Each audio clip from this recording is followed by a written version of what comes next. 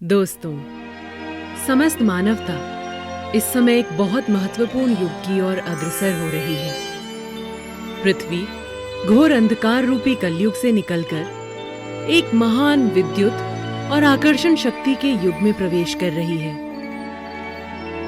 जीवन जीने के नियमों का सही ढंग से ज्ञान न होने के कारण सारा मानव समाज एक अस्त व्यस्त और असंतोषजनक स्थिति से गुजर रहा है।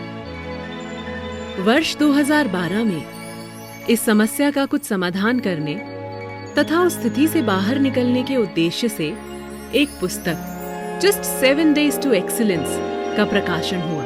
2 साल बाद इसका हिंदी संस्करण केवल 7 दिन में आप अपने जीवन को बदल सकते हैं का प्रकाशन भी हुआ। सभी पाठकों को पुस्तक बहुत रुचिकर लगी। इस पुस्तक का संदेश युवा पीढ़ी तक सुगमता से पहुंचाने हेतु हम ये लघु चित्र जस्ट 7 Days आपके सम्मुख पेश करते हैं। आशा है आप इसे पसंद करेंगे तथा पुस्तक में डिटेल में दी गई बातों को समझने का प्रयास करेंगे।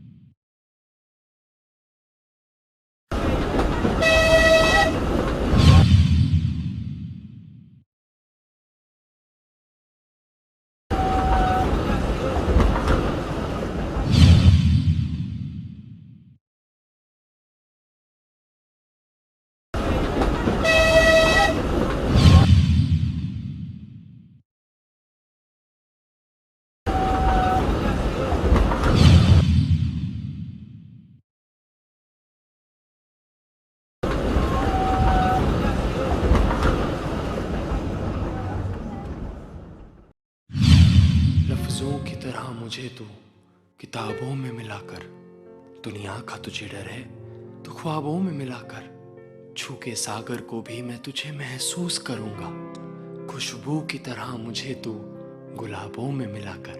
दुनिया का है तुझे डर, तू ख्वाबों में मिलाकर।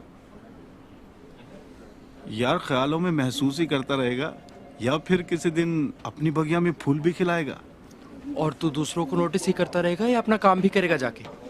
आजकल दूसरों को नोटिस करना भी तो एक काम ही है ना। सुधरेगा नहीं ना तू।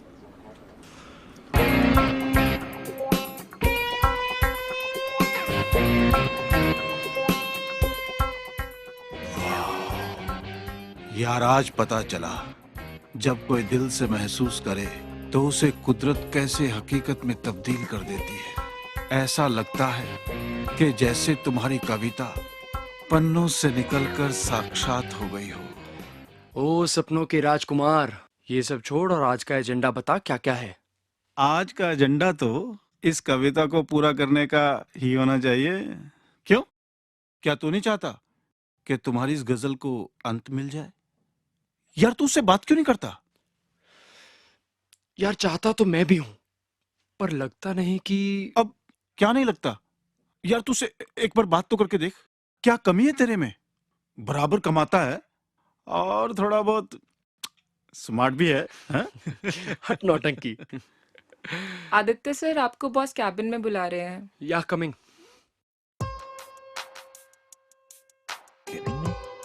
अबे यार, तेरी कविता भी तो वही है। कहीं बॉस ने तुम दोनों की शादी पक्की करने के लिए तो नहीं बुलाया? हट पागल कहीं का।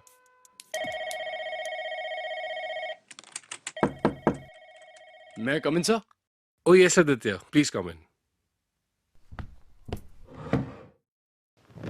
Aditya, meet Miss Arohi. Arohi, he's Aditya, your project leader. Aditya, ये आज से आपकी टीम में हैं। आप इनको अपने प्रोजेक्ट के बारे में सारी डिटेल समझाइए। Sure sir.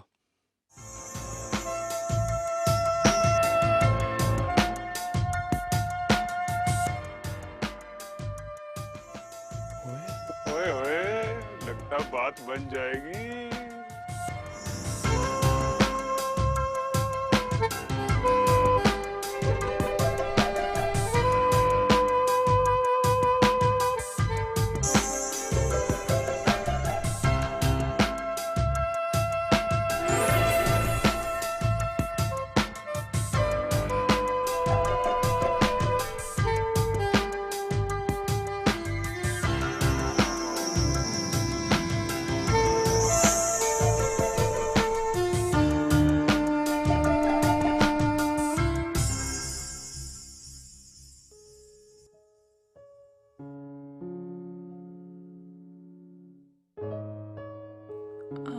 जतिन, हाय। आदित्य नहीं आए? बस आते ही होंगे। एक्चुअली उसके पेरेंट्स आए हुए हैं, इसलिए थोड़ा लेट हो गया। Something urgent? No, nothing urgent. Okay. तेरे दिल में आज क्या है? ला ला ला।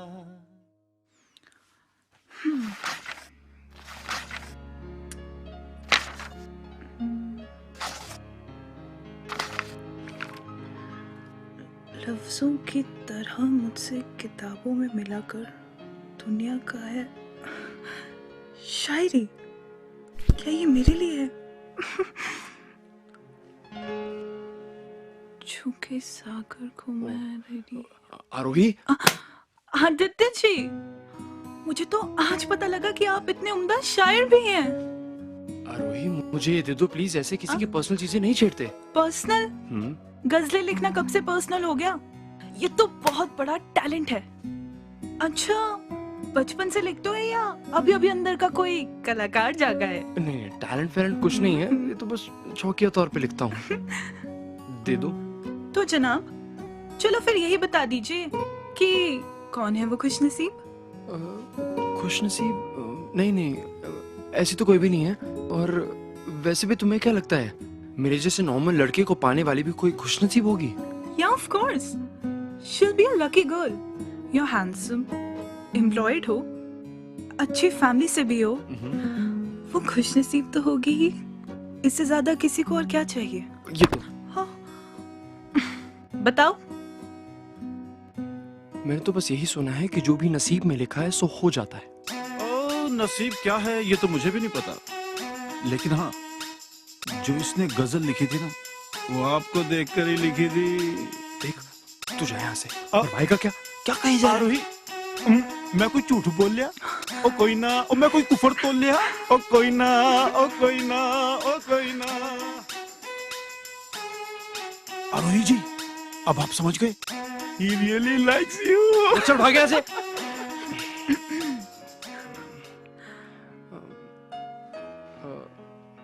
पता नहीं गॉसिप करने का शौक है उसे। चलो ऑफिस का काम कर लेते हैं। बैठो तुम। हाँ, मैं जरूर। जरा ऑफिस का काम तो हम कर लेंगे, लेकिन एक शर्त पर। पहले मैं क्लियर कर लूं कि ऐसा कुछ भी नहीं है। हाँ हाँ जरूर। अगर कोई और है तो तुम मुझे उसका नाम और पता बताओ, मैं खुद जाकर उससे बात करूंगी। देखो, ऐसा कोई भी नहीं है जिससे जाकर तुम्हें क्लियर करना पड़े। मतलब पहला टेस्ट तुमने पास कर लिया, अब मुझे ये क्लियर करो कि वो मैं भी नहीं हूँ। अब वो कैसे करूं? उसके लिए एक तरीका है मेरे पास। और वो क्या है?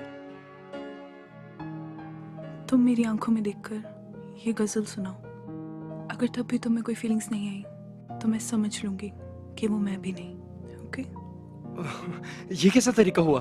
अब यही तरीका है, वरना मैं कुछ भी समझ लूंगी। नहीं नहीं, आई विल ट्राई।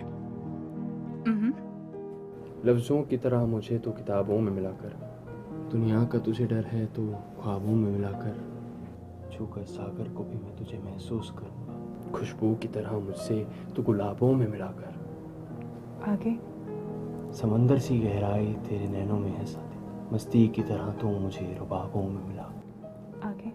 मैं भी हूँ इंसान, मुझे भी बहकने का डर है, इसलिए मुझे तू हिसाबों में मिलाकर। ये ऑफिस है मेरे भाई, यहाँ सब दिखता है। प्यार का इजहार करना है तो कहीं और जाके किया जाए। जिंदगी जिंदगी जिंदगी मेरी बाहों में आ जिंदगी, जिंदगी जिंदगी जिंदगी मेरी बाहों में आ जिंदगी। कितना मौसम जवां, हर तरफ मस्तियां दे रही है सदा जिंदगी। आ गले से लगा जिंदगी, जिंदगी जिंदगी जिंदगी मेरी बाहों में आ जिंदगी।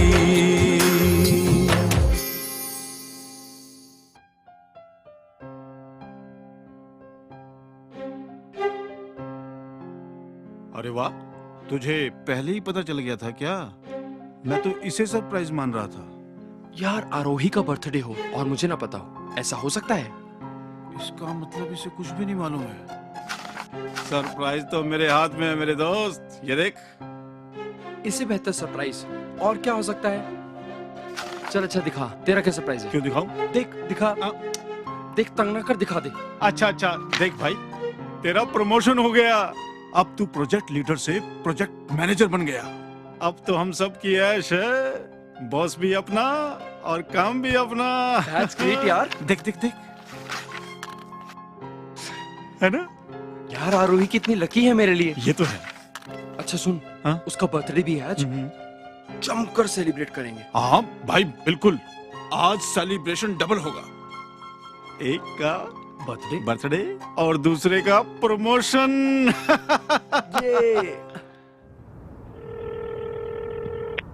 हाँ बेटा आदि, कैसे हो? पापा बड़ी लंबी उम्र है आपकी, मैं आप ही को फोन करने वाला था। बताओ क्या बात है?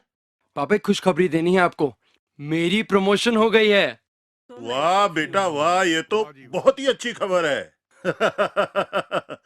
और सुनो बेटा, मुझे भी तुम्हें एक खुशखबरी देनी है। पापा मैं थोड़ा सा बिजी हूँ और एक बात मैंने भी आपको बतानी है, तो मैं थोड़ी देर में आपको फोन करता हूँ, ठीक है? ठीक है बेटा, मैं तुम्हारे फोन का इंतजार करूंगा। हाँ जी पापा, ठीक है। Bye, all the best. अरे आदि का प्रमोशन हो गया है। बहुत बहुत मुबारक हो। Thank you thank you thank you. सच में सोनम बहुत लकी है हमारे लिए। यस जी बहन जी, जब वो पैदा हुई थी उसी समय इनका भी प्रमोशन हुआ था। बड़ी कृपा है उस पर भगवान की। और उसके 15वें जन्मदिन पर ही हमने अपना नया मकान भी लिया था। जिस घर में जाएगी सोनम, उसे खुशियों से भर देगी। श्रीमती जी, आप ही बोलते रहेंगे कि उनको भी बोलने का मौका देंगे? भाई साहब, छुपा तो है नहीं कुछ, बाकी आपकी मर्जी। देखिए, हमारी तरफ से तो आप हाँ ही समझिए, और हमारा बेटा हमारे से बाहर थोड़ी है। जी, जैसे ही उसका फोन आता है, मैं आगे का प्रोग्राम तय करता हूँ। जी जी।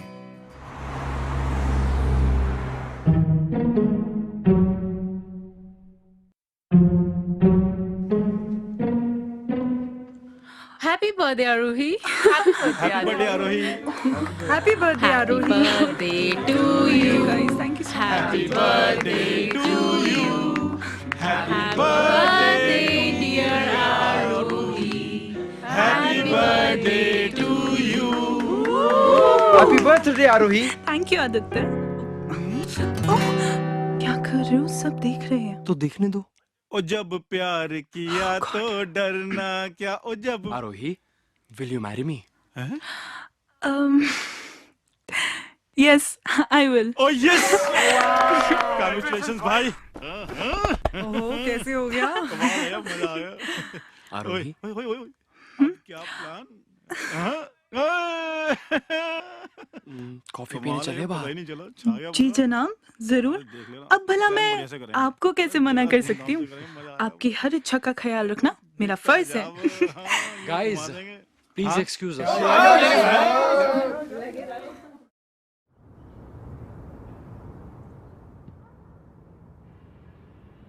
सुनो डियर, आदि का फोन आया कि नहीं? अरे कहाँ, मैं उसी के फोन का वेट कर रही हूँ। उसको गुड न्यूज भी तो देनी है एक। आदि का फोन आ गया। हेलो आदि बेटा। हेलो मम्मा, आप हमेशा शादी के लिए बोलते रहते थे ना, मैंने आपकी बहू ढूंढ ली है। क्या? क्या हुआ? आदि बेटा, तुम अपने पापा से बात कर लो एक बार। हेलो। हाँ बेटा। पापा, वो मैंने एक लड़की पसंद की है।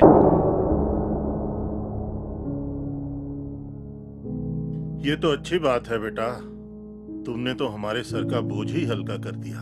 पापा, लगता है आपको मेरी बात अच्छी नहीं लगी। पापा, आरोही बहुत अच्छी लड़की है। हाँ भाई, तुम इतना पढ़ लिख गए हो, तुम्हारी पसंद गलत कैसे हो सकती है? वो सब तो ठीक है, लेकिन कोई ऐसी बात तो नहीं है जो मुझसे छुपा रहे हो? नहीं बेटा, बस ऐसी कोई बात नहीं है। हम तो बहुत खुश हैं, तुम्हारे लिए बहुत खुश हैं।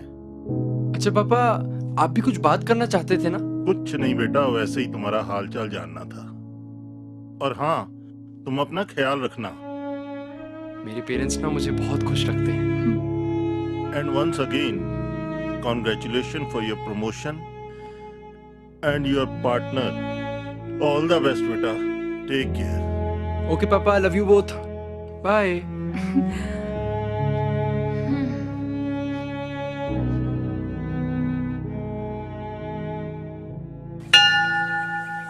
मैं तो चाहता था इन दोनों बच्चों की शादी पूरे धूमधाम के साथ करूं, लेकिन आजकल के बच्चे सुनते कहाँ हैं।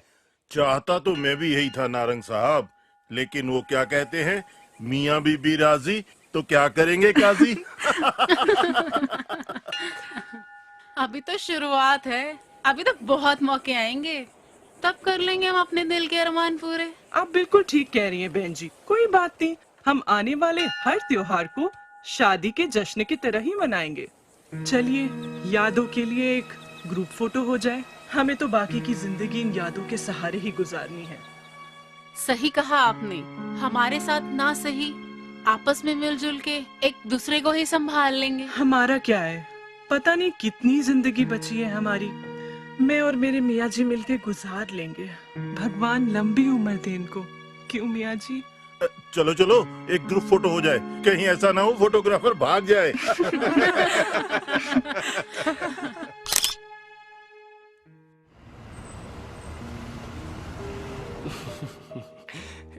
एक मिनट। देखो, यहाँ ना माँ है ना कलश, लेकिन घर की लक्ष्मी का स्वागत तो करना पड़ेगा ना। तो ये रहा कलश, ये रख दिया, लो।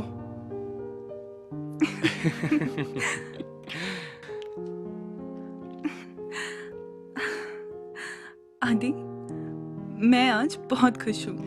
मैं भी आरोही। ये घर नहीं है, तो मेरे सपनों का महल है।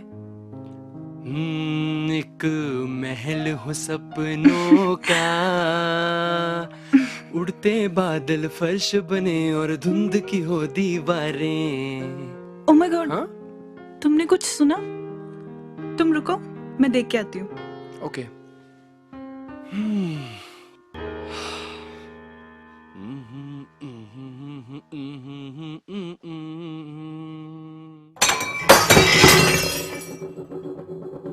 क्या हुआ आरोही? ये क्या कर रही हो यार? देखो, अगर मैंने कुछ किया ना तो फिर चिल्लाओगी तुम। अच्छा, तुम भी कुछ कर सकते हो। ऐसा क्या? छोड़ो, मेरा वक्त शुरू होता है अब। आदि, देखो। रुको, आओ ना यार। एक मिनट। अच्छा बाबा, मैं हारी, तुम जीते। तो और पास आओ ना। अब छोड़ो ना मुझे, नहीं तो मैं चिल्लाऊंगी। देखो, पहल तुमने की थी, अब मैं नहीं मानने वाला। आदि, अगर ऐसा करोगे तो मैं तुम्हें छोड़ के चली जाऊंगी। देखो मोहतरमा, शादी जन्मों जन्मों का बंधन है, और हमने कसम भी खाई है 7 जन्मों तक साथ निभाने की। और तुम मुझे छोड़ने की बात कर रही हो? अरे, तुम तो नाराज हो गए। मैं तो मजाक कर रही थी। अच्छा। तुम्हें भला छोड़कर मैं कैसे जा सकती हूँ? तुम तो मेरी जान हो जानू। मेरा तो दिल करता है कि हम हमेशा यूं ही साथ रहे और सुबह कभी ना हो। सचमुच।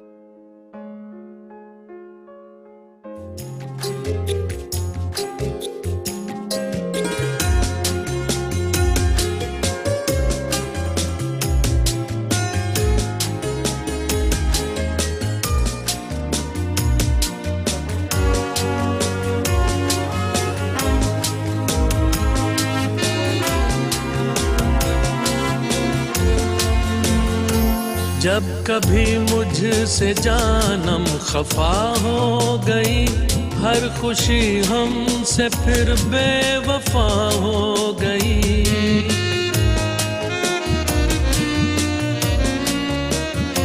हम हम अकेले अंधेरों में यूं खो गए, हर दुआ यक बयक बदुआ हो गई। यूं न नजरें चुरा जिंदगी, मेरी बाहों में आ जिंदगी।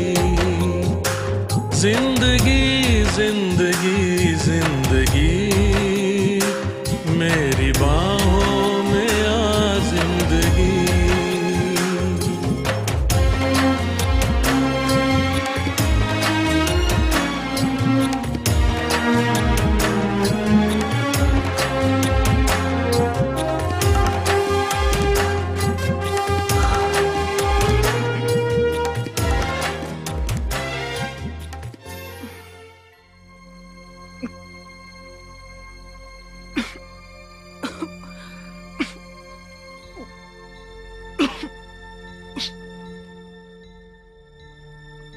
कॉन्ग्रेचुलेशंस, आप माँ बनने वाली हैं।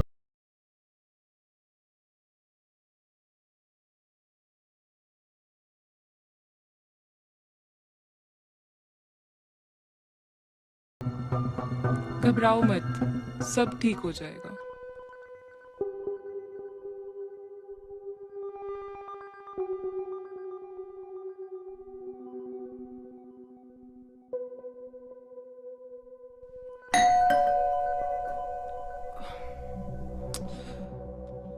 अरे यार, दरवाजा क्यों नहीं खोल रही?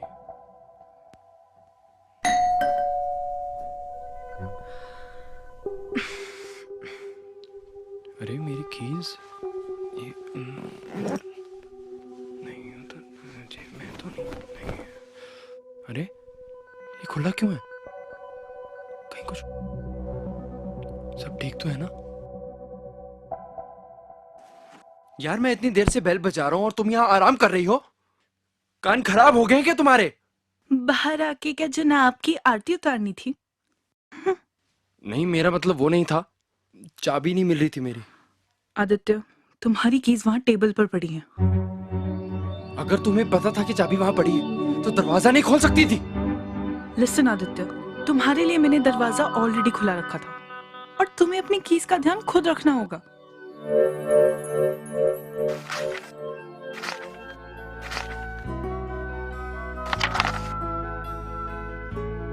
आरोही, आरोही, आर यू प्रेग्नेंट? यस! क्या मैं सच में बाप बनने वाला हूँ?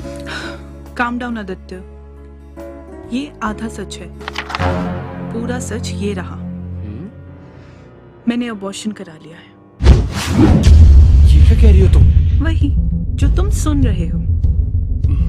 मतलब मुझसे बिना पूछे तुमने इतना बड़ा डिसीजन कैसे ले लिया? तुमसे पूछे बिना मतलब? ये मेरी लाइफ है, मैं जो मर्जी करूं, तुम्हें इससे क्या? और वैसे भी तुम्हारे पास मेरे लिए टाइम ही कहाँ है? टाइम नहीं है? नौकरी करता हूँ, वहां मेरी नहीं चलती। ये सब शादी से पहले सोचना चाहिए था। और वैसे भी नौकरी करके मुझ पे कोई एहसान नहीं कर रहे हो। अपने लिए मैं खुद कमा सकती हूँ। तो क्या करूँ? घर पर बैठ जाऊँ, तुम्हारी नौकरी करूँ? बैठ जाओ, अपने मॉम डैड को भी ले आना, उन्हें भी खिला दूँ। Just shut up! खबरदार जो मेरे मॉम डैड को बीच में लाई तो तुम्हें ना तो किसी की रिस्पेक्ट है और ना ही अपने पति की परवाह। How dare you touch me? मुझे हाथ लगाने की कोशिश भी मत करना।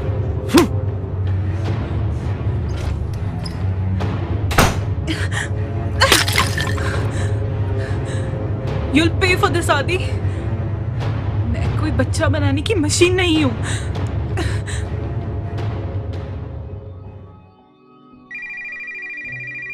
लगता है इसे अपनी गलती का एहसास हो गया है। Thank God. हेलो, मेरे मॉम डैड तुमसे कुछ बात करना चाहते हैं। उन्होंने मुझसे क्या बात करनी है? तुम्हारे लिए नई लड़की पसंद की है, उसी के बारे में बात करना चाहते हैं। बेवकूफों जैसी बातें मत करो। बेवकूफ तो तुम मेरा बना रहे हो आदित्य। देखो, पागल मत बनो, अभी भी कुछ बिगड़ा नहीं है। अब तुम मुझे बेवकूफ के साथ साथ पागल भी कह रहे हो। मेरा वो मतलब नहीं था। तुम्हारा मतलब मैं अच्छे से समझती हूँ। रात रात भर बाहर रहकर तुम कौन सी नौकरी करते हो मैं सब जानती हूँ। बर्दाश्त की भी हद होती है यार। सही कहा तुमने आदित्य, बर्दाश्त की भी हद होती है। और अब मैं और बर्दाश्त नहीं करूंगी। देखो, मुझे कुछ गलत सोचने पर मजबूर मत करो। बहुत जल्द मैं तुम्हें आजाद कर दूंगी, फिर जी भरकर बैठकर अच्छे से सोचना। Hello hello. बिन तेरे जाने मन हम भटकते रहे, अपनी नजरों में ही हम खटकते रहे।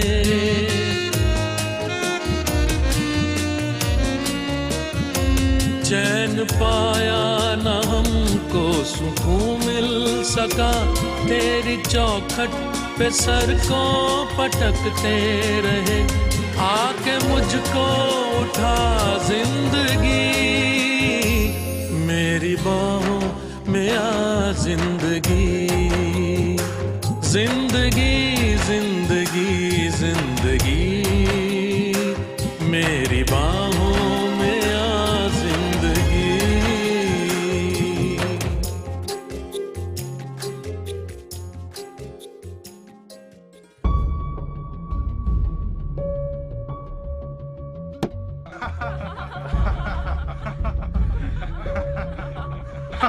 सेल्फी सेल्फी लेते हैं, सेल्फी। तुम क्या सैलरी बातें करने के लिए लेते हो? बातें ही करनी है ना, तो रिजाइन दो और घर जाके बातें करो। Sorry sir. Sorry sir. और तुम कहां थे अब तक? ऑफिस का काम कौन संभालेगा? और वो नई रिक्रूटमेंट का क्या हुआ? ऑफिस में सबसे ज्यादा सीनियर हो, अपनी रिस्पॉन्सिबिलिटी समझो। आदित्य, तुम्हारी तबीयत कुछ ठीक नहीं लग रही। मेरी मानो भाई, ऑफिस से 2-3 दिनों की छुट्टी लेकर रेस्ट कर लो। See, I don't need your advice. अपने काम से मतलब रखो।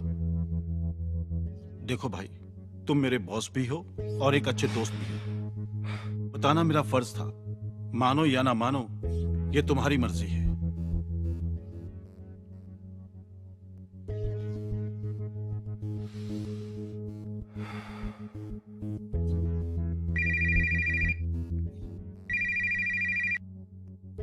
Hello hello mister Aditya, yes.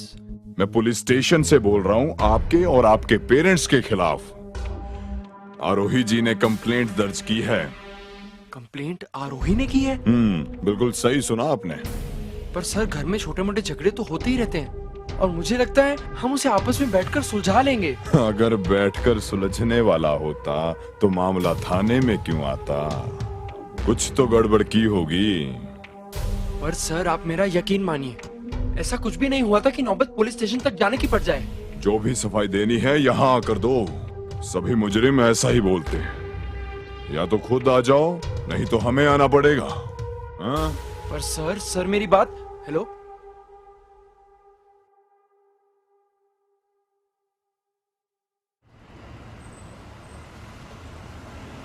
आरोही, आरोही, आरोही।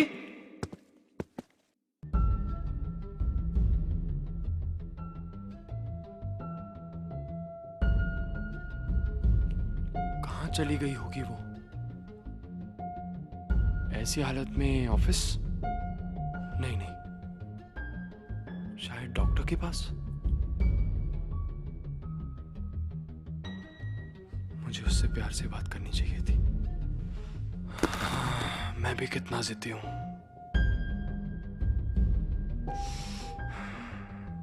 आरोही से बात कर लूं? हाँ।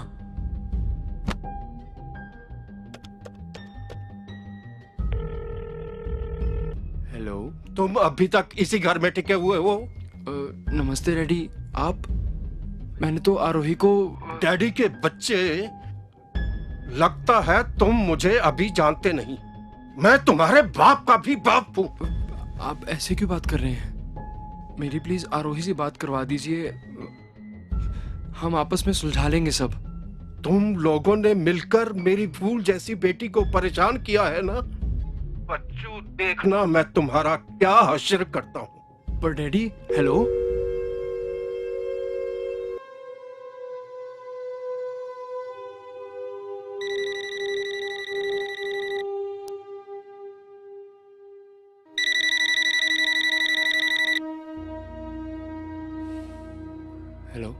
आदि बेटा, घर पर पुलिस आई है, कहती है आरोही ने हमारे खिलाफ कंप्लेंट कर दी है।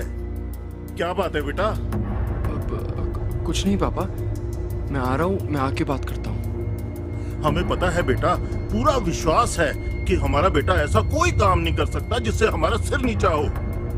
मैं आरोही के घर वालों से मिलकर बात करता हूँ। मैं सब संभाल लूंगा बेटा, पर तू अपनी फिक्र करना, तू तो वहाँ अकेला है ना।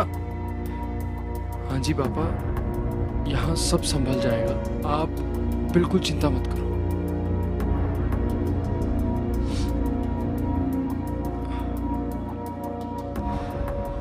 मुझे कुछ तो करना पड़ेगा।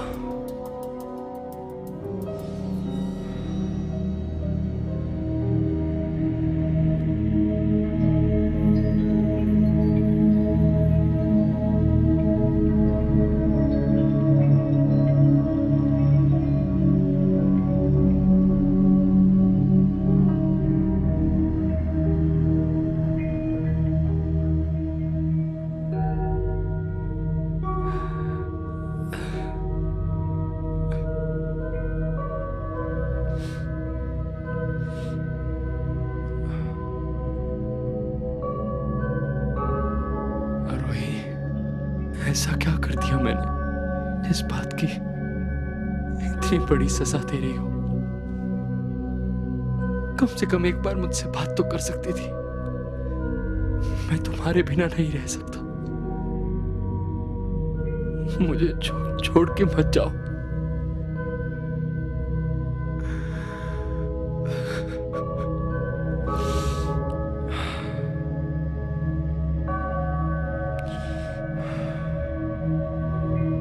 जब तूने कुछ किया ही नहीं तो डरना क्या? पुलिस स्टेशन जाकर सब सच बताना ही होगा, कहीं बात आगे ना बढ़ जाए।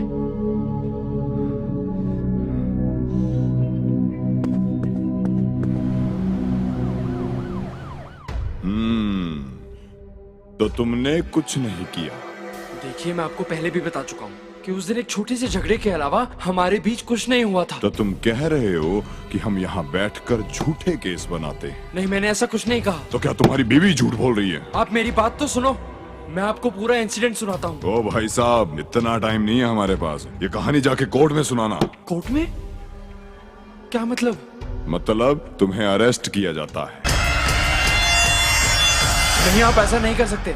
अच्छा, अब हमें क्या करना है और क्या नहीं करना ये भी हमें पूछना पड़ेगा। ले जा इसे, लॉकअप में डाल।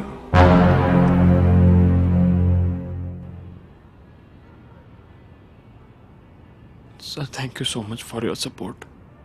कोई बात नहीं आदित्य, मैं जानता हूँ कि तुम कोई गलत काम नहीं कर सकते, और अब तुम्हारी जमानत भी हो चुकी है, तो तुम कुछ दिनों के लिए ऑफिस से छुट्टी जरूर ले लो।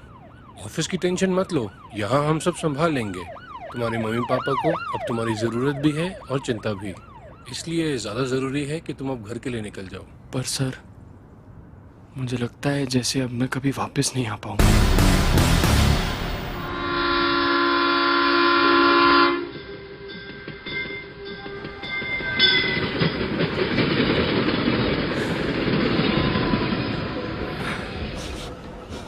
मुसीबतों से भागने से समस्या लुप्त नहीं हो जाती। ये ट्रेन की तरह हमारे पीछे पीछे दौड़ती हैं और परछाइयों की तरह हमारे साथ रहती हैं। जरूरत है कि इसे हम अपनी जिंदगी का हिस्सा बनाकर इसका सामना करें। जी, आप कौन? मेरा नाम ब्रह्मानंद है। आपको कैसे पता कि मैं परेशान हूँ? किसी भी आम इंसान के चेहरे से उसकी परेशानी नजर आ जाती है। लेकिन आपके चेहरे को देखकर ऐसा लगता है जैसे आप कभी परेशान हुए ही नहीं। ऐसा नहीं है, ये सब तो जीवन के एक अभिन्न अंग है। बस हमें बड़ी सहजता से इसका सामना करना है। आप कहना क्या चाहते हैं? अगर आप अपने आप को स्पिरिचुअलिटी और मेडिटेशन से जोड़ लें तो कुछ ही दिनों में आपको काफी फर्क दिखाई देने लगेगा। क्या ये सचमुच पॉसिबल है? बिल्कुल। हम मेडिटेशन और आध्यात्मिक वर्कशॉप लगाते रहते हैं और अगले 7 दिनों में हमारी वर्कशॉप है। अगर आप ज्वाइन करना चाहें तो कर सकते हैं, आपको काफी फायदा होगा। जी जरूर। जिस जगह ये वर्कशॉप होनी है उस जगह का पता मैंने इस कागज पे लिख दिया है। Thank you.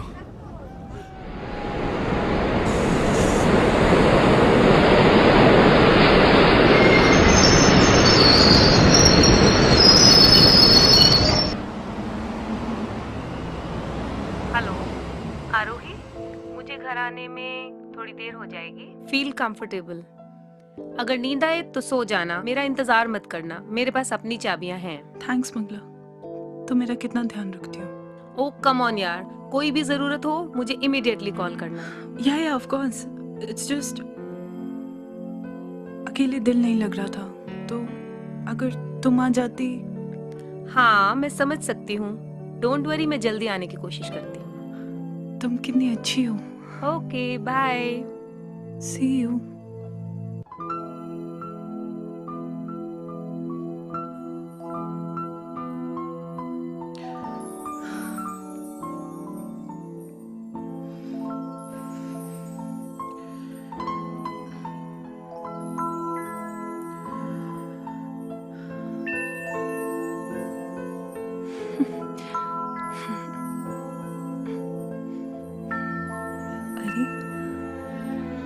कितनी सुंदर हो तुम,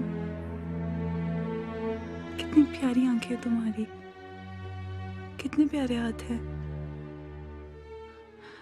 अरे तुम तो रोने लग गए, क्या हुआ? भूख लगी है? दूध पियोगे?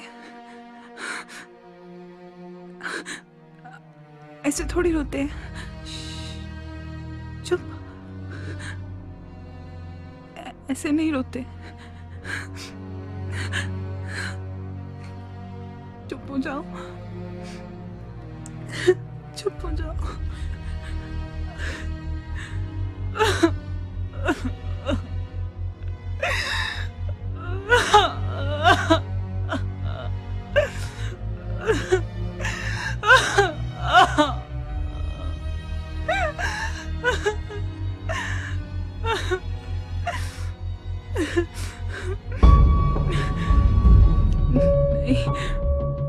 नहीं, नहीं, मेरी कोई गलती नहीं है, मेरी कोई गलती नहीं है, कोई गलती नहीं है। मैं गलत नहीं हूँ, मैं गलत नहीं हूँ, गलत नहीं हूँ, नहीं हूँ, नहीं हूँ, गलत नहीं हूँ।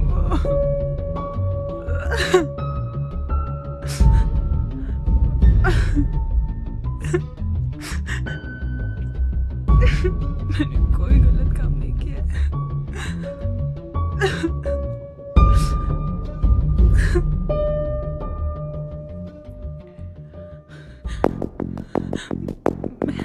मैं किसी को, मैं अपने बच्चे को नहीं मार सकती।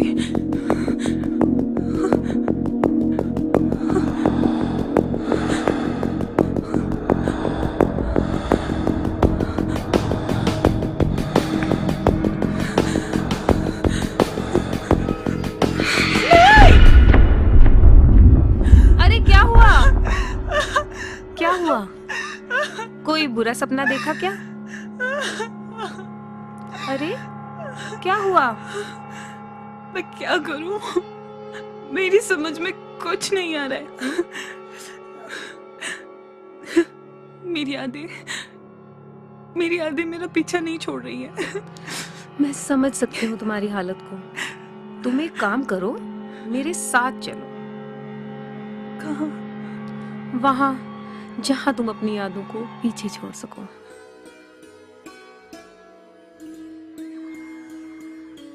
ये रहा Anandvan. See, you will feel much better, will enjoy a lot.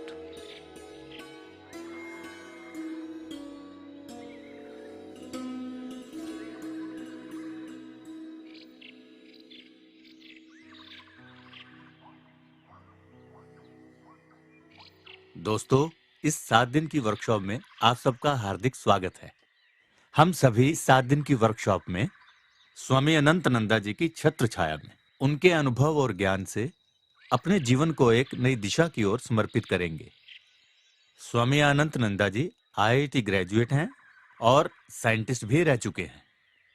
उनका जीवन हमारे लिए किसी प्रेरणा स्रोत से कम नहीं है। तो आपने स्वामी जी के बारे में तो बता दिया, अपने खुद के बारे में कुछ भी नहीं बताया।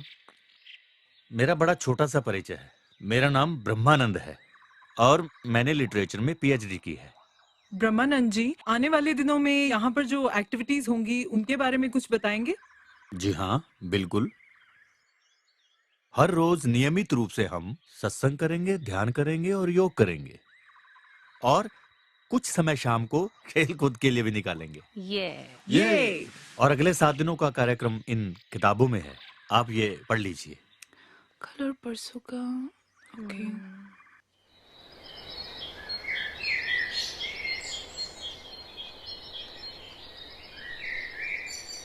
आदित्य,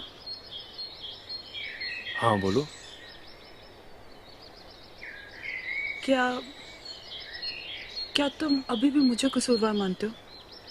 जो कुछ हुआ उसमें तुम्हारी कोई गलती नहीं थी क्या? गलती हम दोनों की थी। क्या मतलब? मतलब ये कि हमें शादी जल्दबाजी में नहीं करनी चाहिए थी। शादी का फैसला तुम्हारा था। तुम सही कह रही हो। शायद हम इतने मैच्योर ही नहीं थे कि जिंदगी के इस फैसले को अपने दम पर ठीक कर पाते। मैंने तो बहुत कोशिश की तुम्हारा साथ देने की, पर डर था अपनी पहचान खो जाने का। डर पहचान खोने का नहीं था, डर था गुलामी का। डर था कि कहीं दूसरों के सहारे जीना ना पड़े। डर था आरोही अंधकार में खो ना जाए, समाज के इस गंदे जाल में फंसकर तड़प तड़प कर अपनी जान दे दे। ये आरोही को कतई मंजूर नहीं था।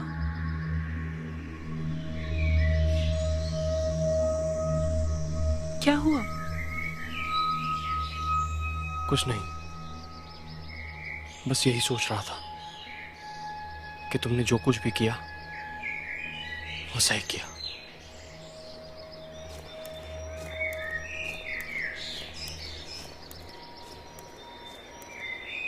आरोही, सत्संग शुरू होने वाला है, चलो चले।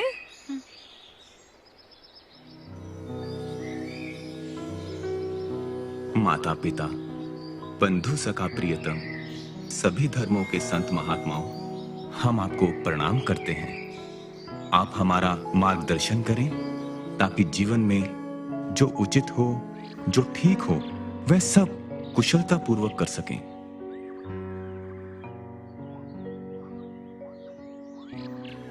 अब आप सभी हमारे साथ ओम का उच्चारण करें।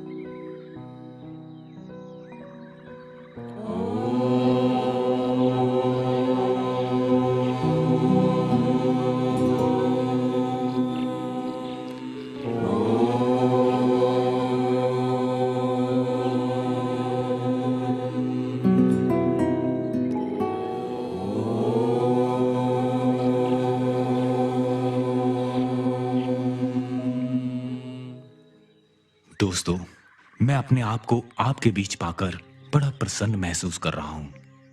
हम प्रयत्न करेंगे कि मिलजुल कर इस इंटरेक्टिव सेशन से जीवन की सार्थकता को समझें और भविष्य की रूपरेखा का निर्धारण स्वयं कर पाएं।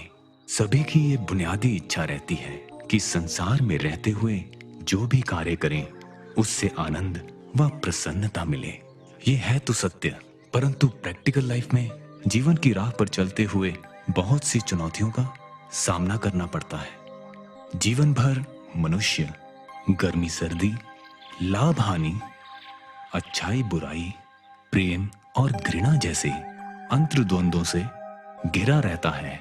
इंसान को ऐसे भावों से बाहर निकलकर नए से अपना जीवन शुरू करना होगा, तभी वह आगे बढ़ पाएगा। असल में मनुष्य को पता ही नहीं कि उसके लिए क्या उचित है और क्या अनुचित है। स्वामी जी, क्या मनुष्य को पता ही नहीं है कि अपने जीवन की पहेलियों को कैसे सुलझाया जाए? या उसे पता तो है, परंतु वो उसके लिए प्रयास ही नहीं करता। स्वामी जी, इंसान इतना उलझा हुआ क्यों रहता है? असल में मनुष्य को पता ही नहीं कि उसके लिए क्या उचित है और क्या अनुचित है। समस्त सृष्टि का सृजन और पालन क्रमबद्ध ब्रह्मांड के नियमों अनुसार हो रहा है और हम मनुष्य भी इन्हीं नियमों से बंधे हुए हैं। प्रेम, धैर्य, दया, शांति, अनुकंपा, ये कुछ ऐसे नियम हैं, अगर हम इनको जीवन का हिस्सा बना लें तो हम संतुष्टि पा सकते हैं। स्वामी जी, कृपया हमें उस शक्ति के बारे में समझाइए जिसने इस संसार का सृजन तो किया ही है और साथ में पालन भी कर रही है। सारे ब्रह्मांड को चलाने वाली शक्ति का केंद्र बिंदु एक ही है। भौतिक साइंस ने इसे न्यूक्लियर फोर्स, इलेक्ट्रोमैग्नेटिक फोर्स और ग्रेविटेशनल फोर्स जैसे नाम दे दिए हैं। विभिन्न धर्मों ने इसे गॉड, भगवान, ईश्वर, अल्लाह जैसे नाम दे दिए हैं। ये एक ऐसी शक्ति है जिससे पृथ्वी पर सब प्राणियों के जीवन रूपी दिए जग रहे हैं। ऐसी शक्ति जिसके निकलते ही हम प्राणहीन हो जाते हैं, गतिहीन हो जाते हैं। स्वामी जी, उस परम शक्ति को जानने या उससे जुड़ने का सही तरीका क्या है? इस शक्ति से जुड़ने का सबसे अच्छा तरीका है ध्यान की क्रिया। साइंटिफिक ढंग से ध्यान करने की प्रक्रिया से हम इस शक्ति के साथ धीरे धीरे जुड़ने लगते हैं। जैसे जैसे भक्ति भाव में इसके लिए प्रयास होते हैं, इस शक्ति के भेद हमारे भीतर जागृत होने लगते हैं और सारे क्रियाकलाप सुंदर ढंग से चलने लगते हैं और भीतर ही भीतर आनंद की अनुभूति होने लगती है। सब कुछ हमारी सुविधा के लिए बदलने लगता है। इस वर्कशॉप के दौरान हमारा सबसे अधिक महत्व ठीक ढंग से ध्यान प्रक्रिया करने पर ही रहेगा। इसे खूब समझिए और निरंतर अभ्यास कीजिए।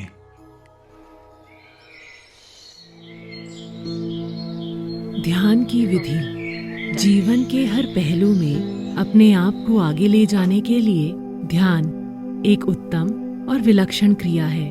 ध्यान घर में कहीं भी शांत अवस्था में किया जा सकता है। आप अपनी गर्दन व मेरुदंड को सीधा रखते हुए आराम से बैठ जाएं। दोनों हाथों को अपनी जांघों पर रख लें। 3 बार गहरी लंबी सांस लें। 6 की गिनती तक रुके रहें।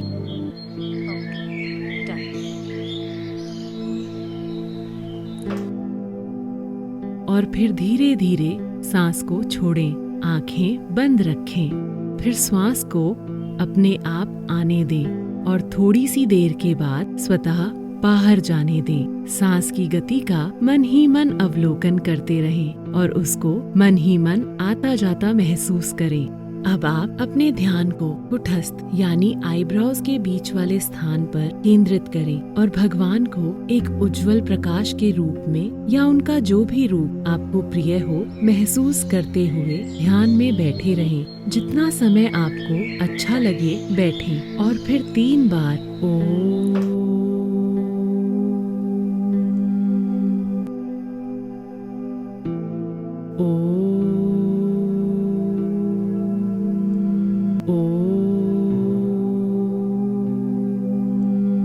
के उच्चारण और भगवान से मन ही मन प्रार्थना के बाद समाप्त करें। इतनी सी क्रिया करने से ही धीरे धीरे आपको अपने आप में फुर्ती महसूस होने लगेगी और आनंद का आभास होगा। जीवन के समस्त क्रियाकल्पों में एक आनंद पूर्वक बदलाव आने लगेगा और आप उन्नति की राह पर चलने लगेंगे।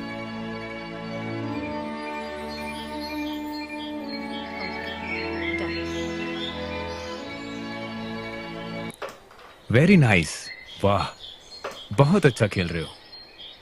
नमस्कार, बैठिए। स्वामी जी, हम स्पिरिचुअलिटी के साथ कैसे जुड़े रह सकते हैं जिससे कि जीवन हमेशा सही दिशा में आगे बढ़े? स्पिरिचुअल नॉलेज के साथ जुड़े रहने के लिए आवश्यक है कि हम किसी महान आत्माओं के साथ जुड़े रहें, जिस आत्मा ने भगवान की उपस्थिति को स्वयं अनुभव किया हो।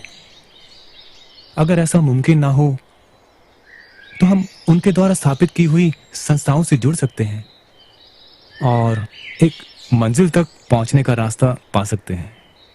इतनी बड़ी भीड़ में किसी पे भरोसा करना बहुत मुश्किल सा लगता है। ऐसा नहीं है कि इतनी बड़ी भीड़ में विश्वास करना मुश्किल है। कई बार हम सच्चे गुरु की तलाश दिल से नहीं करते हैं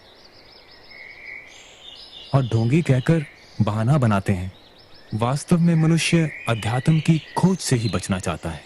जब सच्चे दिल से भगवान से प्रार्थना होती है तो गुरु स्वयं ही पहुंच जाते हैं। भगवान कृष्ण, राम, तुलसी सभी ने गुरुओं से ही ज्ञान प्राप्त किया है।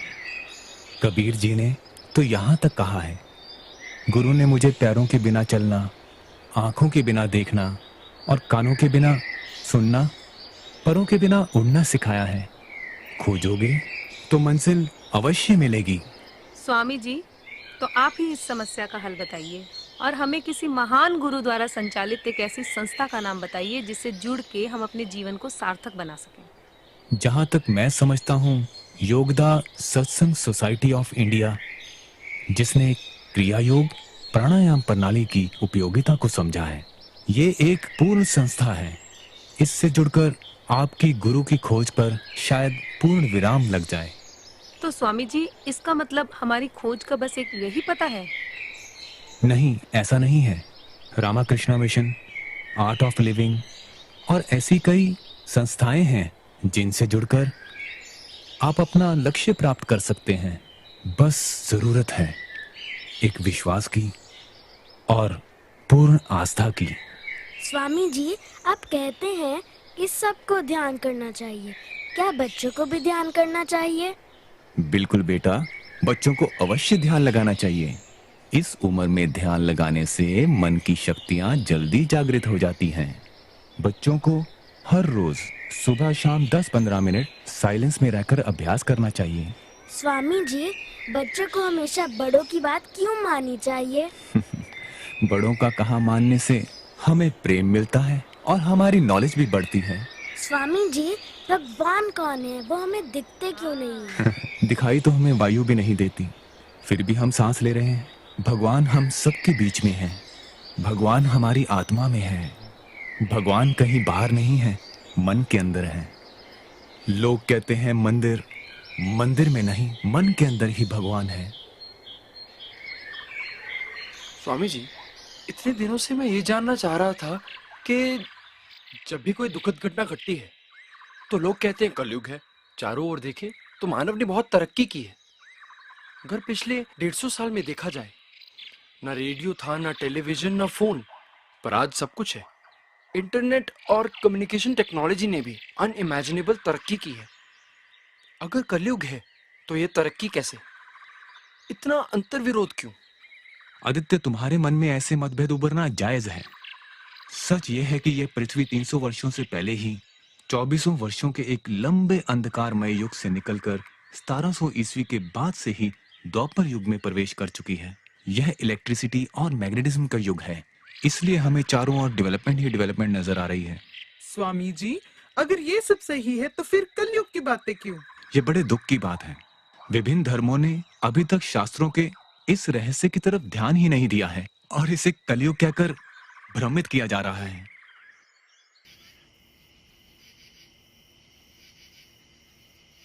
स्वामी जी, कल रात से मुझे एक प्रश्न परेशान कर रहा है।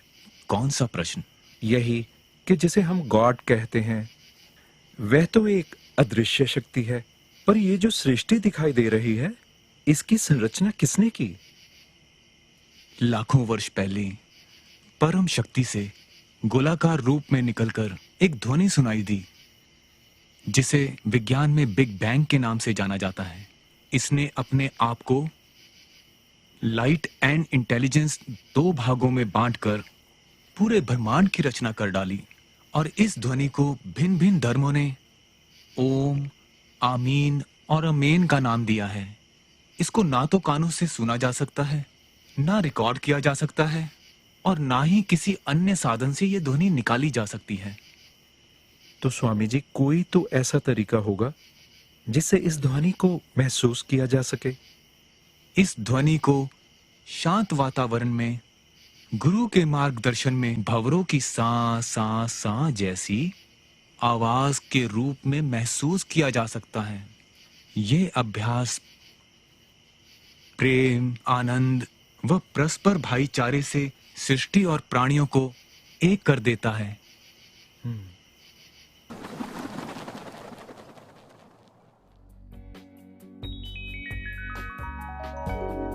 स्वामी जी, जीवन में सदा खुश रहने के लिए शरीर का स्वस्थ और निरोग होना क्या जरूरी नहीं है? और शरीर को हम कैसे स्वस्थ और निरोग रख सकते हैं? मानव शरीर भगवान की अद्भुत रचना है। स्थूल शरीर को मन तथा आत्मा हर समय जीवित रखते हैं। स्वामी जी, हम इन तीनों घटकों यानी मन, शरीर और आत्मा को संतुलित कैसे रखें? संसार में हमारा अस्तित्व शरीर, मन तथा आत्मा इन तीनों घटकों का योग है। शरीर में लगभग 3 लाख करोड़ सेल्स हर समय कार्य करते रहते हैं। हर एक ब्लड सेल पूरी फैक्ट्री की तरह काम करता है। हमारे विचारों की प्रक्रिया से वो चाहे नेगेटिव हो या पॉजिटिव प्रभावित होते रहते हैं। शरीर को हम सुबह शाम के योग और एक्सरसाइज से स्वस्थ रख सकते हैं। सादा व संतुलित आहार भी शरीर तथा मन दोनों को बैलेंस रखने में बहुत सहायक है। मन को हम पॉजिटिव थॉट्स और अच्छी कंपनी में रखने से बैलेंस कर सकते हैं। नेगेटिव सीरियल्स और खबरें, उनसे जितना बचें अच्छा है। नियमित ध्यान से आत्मा व चेतना को स्वस्थ और गॉड के स्पार्क को जिंदा रखा जा सकता है। स्वामी जी, नियमित व्यायाम और ध्यान के साथ और क्या क्या करें जो सबके लिए हितकारी हो? दूसरों के प्रति उचित व्यवहार बहुत ही महत्व रखता है। परमहंस योगानंद जी कहा करते थे, exercise, meditation and service to others 3 ऐसी बातें हैं जिनको कभी नहीं भूलना चाहिए। स्वामी जी, कल हम सब यहाँ से विदा हो जाएंगे। पता नहीं दोबारा कब मिलें, लेकिन हमने यहाँ पर जो कुछ भी सीखा हम उसे कभी नहीं भूल पाएंगे। आप जब चाहो यहाँ आ सकते हो, लेकिन जहाँ भी आप जाएं, डिसिप्लिन्ड लाइफ जीते हुए सब में खुशियां बांटें, सबको आगे बढ़ने की प्रेरणा दें। सुखद वातावरण के लिए कार्यस्थलों में जरूरी बदलाव जरूर करें। स्वामी जी, हम सब ने मिलकर एक समूह बनाने का निर्णय लिया है। इससे हम सब लगातार संपर्क में रहेंगे और आपकी सिखाई हुई बातों को प्रैक्टिकल रूप दे सकेंगे। अच्छी सोच और विचारों ने समाज को हमेशा आगे ही बढ़ाया है। मेरी शुभकामनाएं हमेशा आपके साथ हैं। ओम शांति शांति शांति।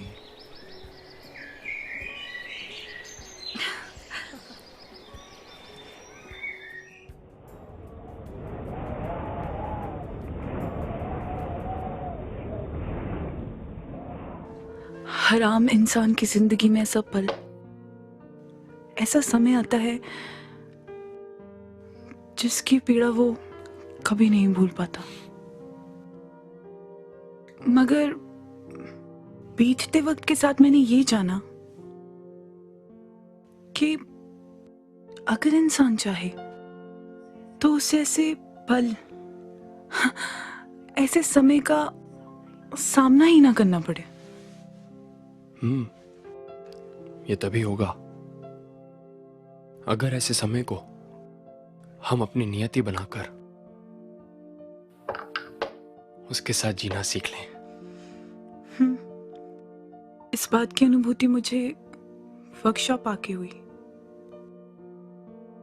मुझे एहसास हुआ कि वो मेरा दुख ना होकर केवल मेरी मनोस्थिति का एक भाव भर ही था। इंसान से भावावेश में गलतियां होना स्वाभाविक है। हाँ, मैंने भी कोशिश की थी। कुदरत के विरुद्ध खड़े होने की, नियति को ललकारने की, और मैं ये भूल ही गई कि नियति ने ही तो तय किया है औरत का ये स्वरूप, मां बनने की विशिष्टता,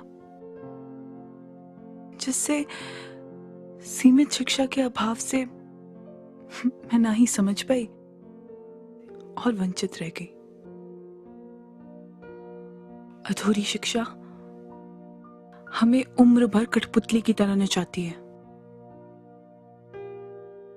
बचपन से लेकर बड़े होने तक सारी विपदाओं की वजह ये अधूरी शिक्षा ही तो है जो हमें अपने माता पिता, अध्यापक या समाज से मिलती है। एक ऐसी शिक्षा जिसमें स्पिरिचुअल वैल्यूज का अभाव है। हम लोग जाने अनजाने में कहीं ना कहीं सब अपनी पहचान खोज रहे हैं। पहचान वो नहीं जो माँ बाप, भाई बहन या पति पत्नी के रूप में मिलती है। पहचान वो जो समाज में पैसा, व्यापार और रुतबे के रूप में मिलती है। शायद पहचान की यही परिभाषा हमें मुश्किलों में डाल देती है। यही पहचान जीवन के मतलब और उसके मूल प्रयोजन को पीछे शून्य में धकेल सांसारिक आडंबरों के नीचे दबकर सिर्फ धन संपत्ति और रिश्ते इकट्ठा करने में कब खत्म हो जाती है, इसका एहसास भी नहीं होता। पर मुझे एहसास है आदित्य, मैंने तुम्हें हमेशा दिल से चाहा है। अगर तुम चाहो तो हम नहीं, अब मकसद बदल चुके हैं। अब हम सिर्फ अच्छे दोस्त बनकर अपने रास्ते, अपनी मंजिलें खुद तय करेंगे। और ऐसे रास्तों पर मैं मंजिल बनकर हमेशा इंतजार करूंगी।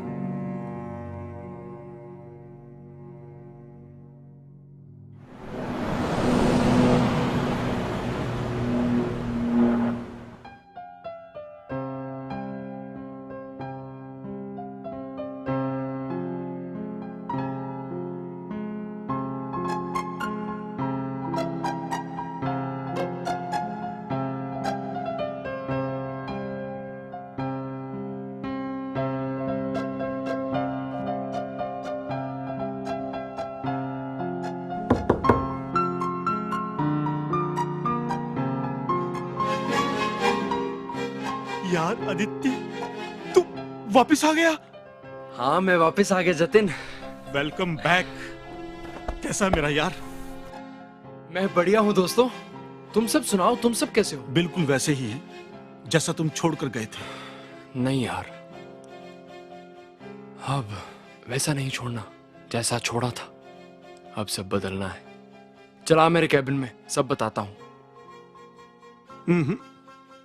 तुम क्या बदलोगे? मैनेजमेंट ने तो तुम्हें ही बदल दिया है। अब ये क्या नया सरप्राइज है? तुम क्या सोचते हो कि जब दिल किया तो तुम चले गए, और जब दिल किया तुम आ गए, और जब आओ तो सब कुछ तुम्हें वैसा का वैसा ही मिलेगा? हैं? देख, पहेलियां मत बुझा, सीधे सीधे बता क्या मामला है। अगर नहीं यकीन होता तो बॉस से पूछ लेना।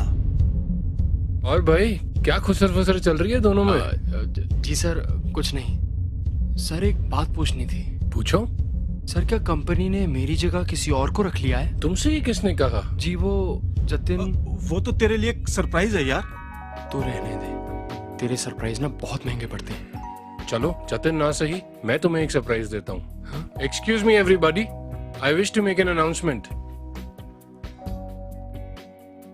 आज से आप सबका मैनेजर आदित्य है।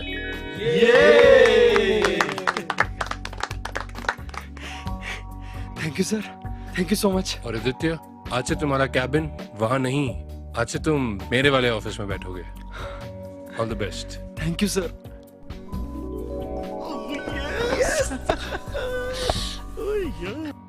मजा आ गया यार, सच में यार।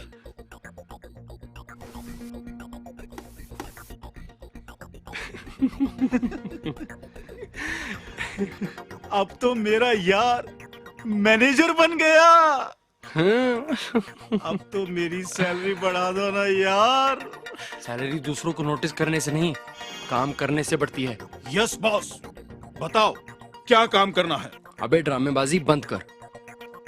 इस ऑफिस को ना एक नया रंग रूप देना है, पूरा ट्रांसफॉर्म करना है। वो कैसे होगा? तू बैठ, समझाता हूँ। आदित्य को जीवन का मकसद समझ आ चुका था कि व्यक्तिगत स्वार्थ ही जीवन का ध्येय नहीं है। ऐसी सोच जन्म ले चुकी थी। कैसे संसार और अध्यात्म साथ साथ चल सकते हैं, इसका ज्ञान हो चुका था।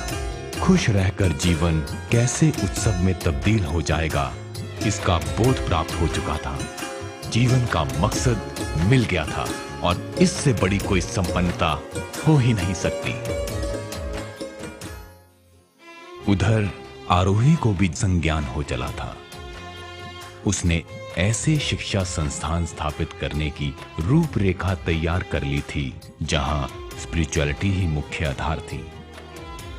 ऐसा विश्वविद्यालय जिसमें बच्चों को शारीरिक, मानसिक व सात्विक विकास हेतु शिक्षा दी जानी थी। एक ऐसा यज्ञ जिसमें सबसे अधिक जोर बालकों के चरित्र निर्माण पर दिया जाना तय किया गया था, जहां चुनिंदा अध्यापकों के हाथों बागडोर संभाली जानी थी, जहां शारीरिक शिक्षा, art and culture, yoga science, psychology, philosophy, geography व कॉस्मिक लॉज के लिए अलग अलग इमारतों का बनना तय था, जिसके लिए उसके साथी सहयोग के लिए वचनबद्ध थे। जहां बच्चों के साथ साथ उनके अभिभावकों को भी स्पिरिचुअल वैल्यूज के पाठ पढ़ाने का प्रावधान किया जाना था। और ऐसे विशाल यज्ञ को एक एनजीओ ने पहली आहुति के रूप में 10 एकड़ का भूखंड देने का वादा कर शुरुआत कर दी है। गीत बनके कभी गुनगुनाती है तो जुगनुओं की तरह झिलमिलाती है तू।